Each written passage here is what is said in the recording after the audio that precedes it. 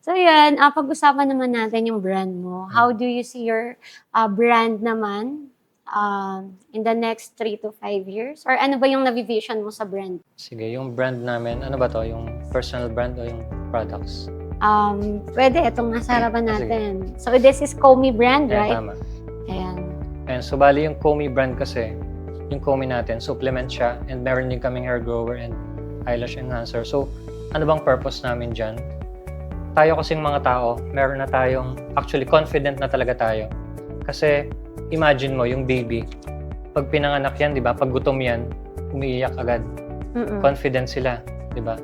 Wala silang, tawag nito, fear. Rejection, fear of other people's judgment, di ba? So, kung gusto niyang kumain, iiyak yan. Kung gusto niyang magpakarga, iiyak yan. Yeah. So, tayong human being, meron na talaga tayong confidence. Pero habang lumalaki kasi tayo, based on our environment, binibigay natin yung power natin sa ibang tao na, ganito ka lang, dito ka lang, di ba? Hanggang dito ka lang.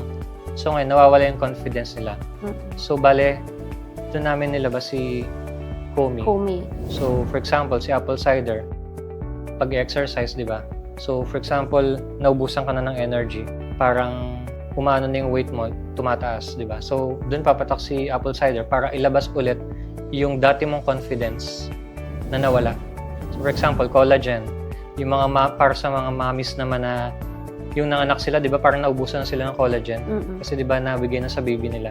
So, ito naman yung pang-replenish nung nawalang collagen sa kanila. Tapos, yung ginkgo naman, yung best-selling namin is hindi ito pagpatalino kasi lahat naman ng tao matalino. Ngayon, bakit sila hindi tumatalino? Kasi ang daming distraction, di ba? Yes. Everyday ang daming distraction. Ngayon, etong solution namin, yung Komi Ginkgo Biloba is ma-enhance yung focus nila, ng brain nila. Para saan lang ba talaga nila ibabaling yung talino nila. So, ibig sabihin, ito palang Komi brand is more on bringing back the confidence. Yes. Kasi based nga dun sa mga napagkwentuhan ko natin kanina is andyan na yung mga blessings. Yes. Hindi lang ready yung ating vehicle. Correct. So, etong vehicle natin, etong body natin, ito yung pwede makatulong. Yes. Para, yun nga, we need to upgrade our vehicle. Para bumalik ulit yung nawalang confidence. So, yun pala yung story behind Komi. And related talaga siya doon sa book mo and also doon sa mga nangyari sa life mo. Kasi, based nga doon, si John Quick, so ngayon, nanonood ako ng podcast niya and mga videos niya. Sabi ni John Quick, yun nga, dahil sa mga fear, sa mga experiences natin in the past, doon talaga, parang nabablock, nagkakaroon tayo ng mental blocks. Na kung saan, dahil din yun sa experiences natin. Pero nung bata tayo, wala naman talaga yun.